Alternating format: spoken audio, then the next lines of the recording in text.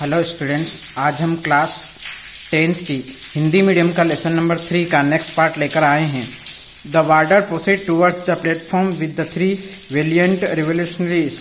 The deputy commissioner of Lahore was surprised and terrified to see that the convicts were not shaken. Bhagat Singh read the fear in his eyes and said, "Well, Mr. Magistrate, you are fortunate to be able to see how Indian revolutionaries can embrace death with pleasure for the sake of their supreme ideal." जो वार्डर था, जिनको जो तीनों जो क्रांतिकारी थे, भगत सिंह, सुखदेव और तीनों को जब वो वहां ले जा रहा था, तब उसके साथ साथ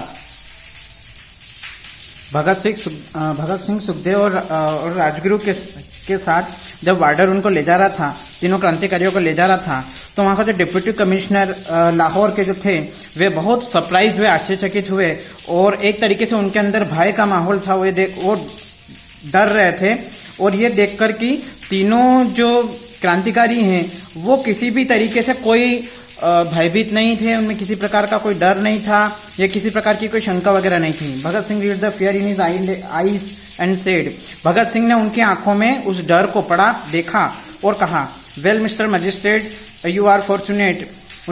भगत सिंह ने कहा कि मिस्टर श्रीमान मजिस्ट्रेट साहब, आप बहुत ही भाग्यशाली हैं कि आपको ये देखने को मिल रहा है कि किस तरीके से एक भारतीय क्रांतिकारी या आंदोलनकारी अपनी डेथ को खुशी खुशी स्वीकार करते हैं और किन्हीं और लोगों के लिए एक आइडियल, एक प्रेरणा का काम करते हैं। Bhagat Singh along with Sukhdev and Rajguru climbed the stairs of the platform steadily and stood boldly.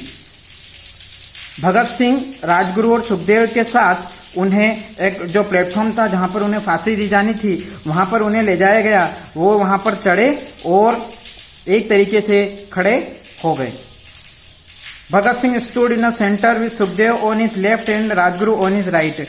भगत सिंह बिल्कुल बीच सेंटर में, केंद्र में, बीच में खड़े रहे और उनकी बाईं तरफ सुखदेव थे और राजगुरु जो थे उनकी दाईं तरफ थे। They raised the slogan, "Inqilab Zindabad, Samrajyawad Murdabad," in a loud, clear and distinct voice. Pulled the hangman's rope, seized it and put it round their necks. Bhagat Singh told the hangman, "Now you may set it right if you please." तब वे उन्होंने उन तीनों क्रांतिकारी भगत सिंह, राजगुरु और सुखदेव ने जोर से एक नारा लगाया, "इंकलाब जिंदाबाद, साम्राज्यवाद मुर्दाबाद।" बहुत जोर से नारा लगाया, साफ और बहुत ही सुस्पष्ट तेज आवाज में। तब जो पुल्ड मैन, जो हैंगमैन था, जो उनको फांसी देने वाला था, उसने रस्सी खींची और उन्होंने उस रस्सी को किस किया, उस लगने वाली फांसी की रस्सी को उन्होंने अपने होठों से छुआ और उसके बाद उन्हें उनके गले में डाल लिया गया। Bhagat Singh told the hangman, भगत सिंह ने उस जो फांसी देने वाला जल्लाद था उससे कहा, "now you may set it right if you please." क्या तुम इसे ठीक तरीके से सेट कर सकते हो? खुद भगत सिंह ने अपने हाथों से और तीनों क्रांतिकारियों ने अपने हाथों से गले में फांसी का फंदा डाला और फिर उस जल्लाद को, जो कि फांसी देने का काम करता है, उससे कहा कि क्या अब तुम इसे ठीक से सेट कर सकते हो, व्यवस्थित कर सकते हो? The hangman, who must have been a very tough man, was moved to the core of his heart. He set the rope around the necks of the noble and brave young man with tears welling in eyes and turned the spindle. तब उसके बाद उस जल्लाद ने बहुत ही गंभीर आदमी को देखा, इन तीनों क्रांतिकारी बहुत गंभीर थे, उन तीनों को देखा और थोड़ा सा आगे बढ़कर उसने अपने दिल से जो है आगे बढ़कर उनकी रस्सी को सेट किया, उनके गले में सेट किया और उसके बाद उन बहादुर लड़कों या लोगों के साथ आंखों में आंसू लेकर उन्होंने वो जो जल्लाद था उसने स्पाइंडल, जो कि फांसी को घुमाने के लिए दिया जाता है, जिससे कि फांसी का फंदा लटक जाता है और उनके पैरों के नीचे से एक तरीके का एक पायदान होता है जो खिसक जाता है, जिससे आदमी की मृत्यु हो जाती है। तो वो स्पाइंडल, वो चक्का, वो पहिया उन्होंने खींच दिया या घुमा दिया। The board fail and the 3 revolutionaries offered their homage to their motherland with their lives at 7:33 in the evening. Board ने ये डिसाइड किया, बाद में उन्हें तीनों क्रांतिकारियों को एक ऐसा ऑफर दिया गया, बताया गया कि तुम्हें तुम्हारे घर भेज दिया जाए, यानी कि तुम्हारा मरणोपरांत, मरने के बाद जो उनकी डेड बॉडी होगी वो उनके घर भेज दी जाएगी, मदरलैंड यानी कि उनकी मातृभूमि के घर, मातृभूमि भेज दी जाएगी जहां पर वे रहते थे। और कब भेज दी जाएगी, टाइम दिया गया है 7:33 इन द इवनिंग, यानी कि शाम को 7:30 बजे, 7:33 पर उन्हें भेज दिया जाएगा। Sardar Kishan Singh was on the verge of losing his nerve. He continued delivering his speech in a delirious manner when the milkman ran towards them and gave the dreaded news that the execution was over. सरदार किशन सिंह ने बहुत ही nervousness को छोड़कर एक सुंदर भाषण दिया, जो कि जेल के बाहर ही खड़े थे, और लगातार उन्होंने भाषण दिया एक बहुत ही डिलीरियस मैनर में, बहुत ही शांतिपूर्ण तरीके से। और उसके बाद एक दूध वाला वहां पर दौड़कर आया, उनकी तरफ दौड़कर आया और उन्हें एक न्यूज दी, एक समाचार दिया कि जो एग्जीक्यूशन था, यानी कि जो फांसी दिए जाने का जो काम था वह खत्म हो चुका है या समाप्त हो चुका है। Sardar Kishan Singh announce to the crowd, Sardar Kishan Singh ने जो भीड़ थी उसमें अनाउंस किया, उसमें ऐलान किया, Bhagat Singh has been executed, I am going to fetch his body, none of you should budge from here, I don't wish that. Sardar Kishan Singh ने भीड़ की तरफ अनाउंस किया कि भगत सिंह को फांसी दी जा चुकी है और मैं उसकी जो डेड बॉडी है उसको लेने जा रहा हूं। आप में से कोई भी यहां पर भीड़ इकट्ठा नहीं करेगा या किसी प्रकार की, आपको यहां से हटना नहीं चाहिए। और मैं ये नहीं चाहता, मेरी ये इच्छा नहीं है कि in taking away the body of Bhagat Singh I shall have to take away many more, कि मैं नहीं चाहता, मेरी इच्छा नहीं है कि मैं किसी जो भगत सिंह है उसकी बॉडी को कहीं दूर ले जाऊं। I shall have to take away many more, मैं इसे दूर कहीं ले जाऊंगा। Sardar Kishan Singh went ahead with a heavy heart with a few people and knocked at the gate. Sardar Kishan Singh आगे बढ़े बहुत ही भारी दिल से, और उसके बाद उनके साथ कुछ लोग और भी थे जिन्होंने गेट का दरवाजा खटखटाया। The gate of jail was not open, जो जेल का जो गेट था वह खोला नहीं गया। कंटिन्यूअस नॉकिंग वेंट अनहीडेड, जब वहां पर लगातार खटखटाया गया लेकिन फिर भी वहां से किसी ने दरवाजा नहीं खोला, किसी ने देखा तक नहीं। The police officers were heard laughing loudly inside the gate, जो पुलिस के अधिकारी थे, पुलिस जेल के अधिकारी थे, वे अंदर बहुत जोर जोर से उनके हंसने की आवाज अंदर से आ रही थी। Someone came and whispered, informing them that the bodies had been taken away through another gate. उनमें से कोई एक अंदर आया और चिल्लाया कि, और उन्होंने सूचना दी कि जो बॉडीज थी, जो डेड बॉडीज थी, उन्हें किसी और गेट से बाहर ले जाया जा चुका है। The British were bent upon their treacherous way. The bodies of the valiant leaders were mercilessly chopped off, filled in the sacks and carried away to the bank of the river Satluj at Firozpur through a back gate.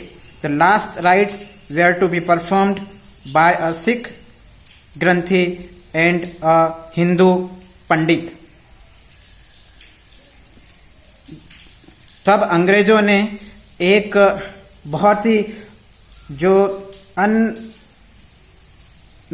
है या बिना आवश्यकता के, जो आवश्यकता ही नहीं थी, उस तरीके से अविश्वसनीय तरीके से यह काम किया।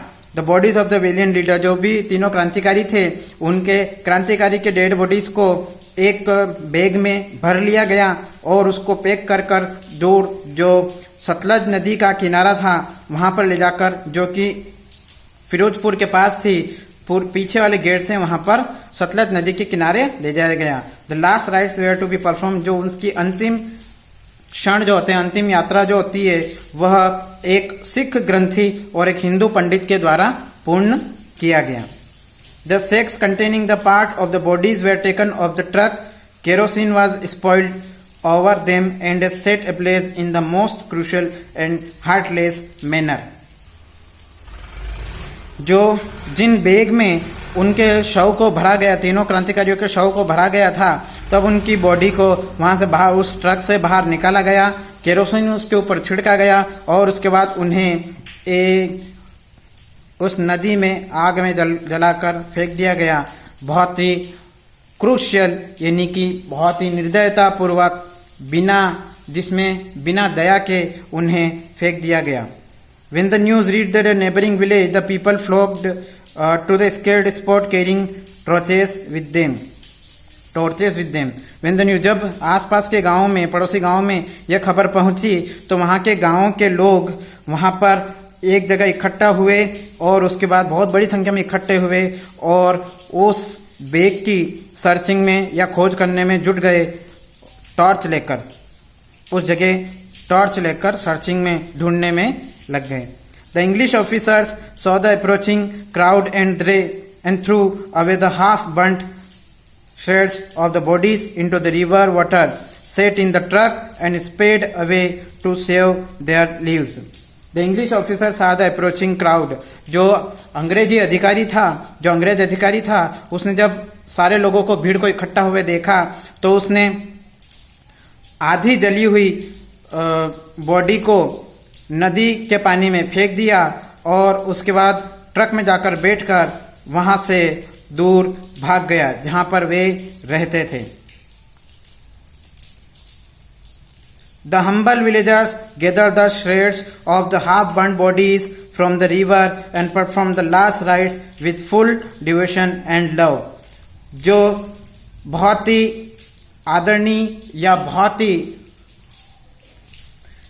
गांव के जो विनम्र लोग थे, जो इकट्ठा हुए थे, उन्होंने आधी बॉडी को इकट्ठा किया, जो बॉडी के जो टुकड़े थे उनको इकट्ठा किया, आधी जली हुई बॉडी को इकट्ठा किया और उसके नदी के पानी से, और उसके बाद जो अंतिम जो क्षण होते हैं, जो अंतिम तैयारियां जो होती है किसी भी व्यक्ति के मरने के बाद जो अंतिम क्रियाक्रम किया जाता है, वह सारी रीति रिवाज या क्रियाक्रम किया गया पूरे विधि विधान धार्मिक तरीके से और बड़े प्यार के साथ उन्हें अंतिम विदाई दी गई। In the way, the great martyr Bhagat Singh happily embraced death to liberate his motherland and become immortal in the heart of Indians. He was 24 when he was executed. जब उन्हें भगत सिंह को जब फांसी दी गई तो वे बहुत ही खुश हुए और उनकी जो एक बलिदान है, भारत के लिए जो बलिदान है, अपनी मातृभूमि के लिए जो बलिदान दिया है, वो उन्हें लाखों करोड़ों भारतीयों के दिलों में जिंदा रखेगा और उन्हें एक महान क्रांतिकारी के रूप में याद किया जाएगा। जब उन्हें फांसी दी गई तब वे केवल 24 वर्ष के थे। He became a legendary hero for the masses. Innumerable songs were composed about him and the youth throughout the country made him their ideal. पूरी तरीके से एक भारतीय, एक राष्ट्र प्रेम से संबंधित कुछ सॉन्ग्स, गाने उनके लिए गाए गए, गीत गाए गए और उन्हें, जो कि एक यंग, एक यूथ, जो नौजवान बालक बालिकाएं थीं, उनके लिए एक आइडियल बनकर रह गए या एक प्रेरणा स्रोत बनकर रह गए कि किस तरीके से उन्होंने छोटी सी उम्र में अंग्रेजों का डटकर मुकाबला किया और अपनी भारत भूमि को अपना बलिदान दे दिया। He became a symbol of bravery and inspired the people to free India. वे बहादुरी के एक निर्णायक सिद्ध हुए और इस तरीके से उन्होंने बताया और सारे लोगों को इंस्पायर किया, प्रोत्साहित किया, प्रोत्साहन दिया कि हमें अंग्रेजों से भारत को आजाद कराना है। Bhagat Singh is justly remembered as शहीद आजम। भगत सिंह को शहीद आजम के नाम से की उपाधि से पुकारा जाता है, उन्हें याद किया जाता है by his grateful countrymen for making the supreme sacrifice। उन्होंने ग्रेटफुल कंट्रीमैन, भारत के इस महान व्यक्ति के द्वारा जिसने अपनी आवश्यकताओं को कॉम्प्रोमाइज किया, सेक्रीफाइस किया, हर आवश्यकता के लिए खुद को उस एक लिमिट में बांधे रखा और भारत देश के लिए अब आज़ादी दिलाने में बहुत ही महत्वपूर्ण भूमिका निभाई। He infused life into the youth and become their hero. It has increased our power of winning freedom for which Bhagat Singh and his comrades died, said Mahatma Gandhi. Mahatma Gandhi ने कहा कि जो हम भारत देश को अंग्रेजों से आज़ाद दिलाने की जो शक्ति है वो हमें भगत सिंह और उसके जो दूसरे कमांडो थे उसके साथ में सुखदेव, राजगुरु और उसके साथ साथ अनेक लोगों ने जो अपना बलिदान दिया, इससे हमें भारत देश को अंग्रेजों से आज़ाद कराने में शक्ति हमारी बड़ी है और हमारी जीत अब निश्चित है, ऐसा महात्मा गांधी ने कहा। Their magnificent courage and sacrifice has been an inspiration to the youth of India। उन्होंने बहुत ही बेहतरीन तरीके से साहस और हिम्मत दिखाकर अंग्रेजों से लोहा लिया और जो यूथ ऑफ इंडिया यानी कि भारत की जो नौजवान युवा शक्ति थी उनके लिए एक इंस्पिरेशन बनकर रह गए, यानी कि एक प्रेरणा स्रोत बनकर रहे, लोगों को उस ओर प्रेरित भी किया। सेठ पंडित जवाहरलाल नेहरू, ऐसा पंडित जवाहरलाल नेहरू ने कहा। Then president of the Indian National Congress in his tribute, उसके बाद जवाहरलाल नेहरू और उसके बाद वो भारतीय राष्ट्रीय कांग्रेस के प्रेसिडेंट बने।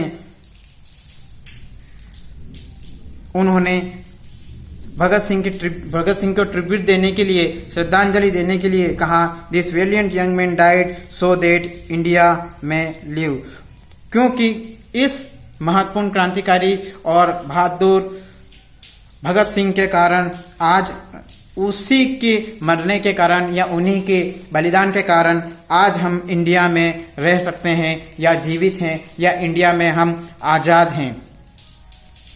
तो इस तरीके से हम समझ सकते हैं कि किस तरीके से हमारे जो महान क्रांतिकारी हैं भगत सिंह हैं और उन्होंने, उनके अलावा अनेक ऐसे क्रांतिकारी हैं जो कि हमारे भारत देश को अंग्रेजों से आज़ाद करवाने में बहुत ही सहायक सिद्ध हुए और बहुत ही लगन मेहनत से काम कर उन्होंने अपने प्राणों का हंसते हंसते न्यौछावर कर दिया ताकि आगे आने वाली पीढ़ी अंग्रेजों के जुल्म से बच सके और उन्हें इस देश से भगाकर एक नए देश आज़ाद भारत की स्थापना कर सकें। Thank you friends. इस तरीके से ये लेसन नंबर 3 हमारा यहाँ पर कंप्लीट होता है। अबाउट द लेसन हम समझ लेते हैं इस लेसन के बारे में क्या बताया गया है। At the age of 24 a man was smiling just before he was going to be hanged. At the age of 24, केवल 24 वर्ष की उम्र में एक आदमी, एक इंसान मुस्कुरा रहा था जस्ट बिफोर, उसकी जो फांसी होने वाली थी उससे जस्ट थोड़े समय पहले। Do you know who he was, क्या आप जानते हैं कि वह कौन था? He was none other than Shaheed Azam Bhagat Singh, वह और कोई नहीं शहीद आजम भगत सिंह जी थे। His last wish was to be born again and serve the motherland। उनकी अंतिम इच्छा यही थी कि उनका जन्म फिर से इस भारत भूमि पर हो और वे अपनी मातृभूमि के लिए, अपनी भारत देश के लिए कुछ कर सकें। It is the end of lesson number 3, class 10th Hindi medium.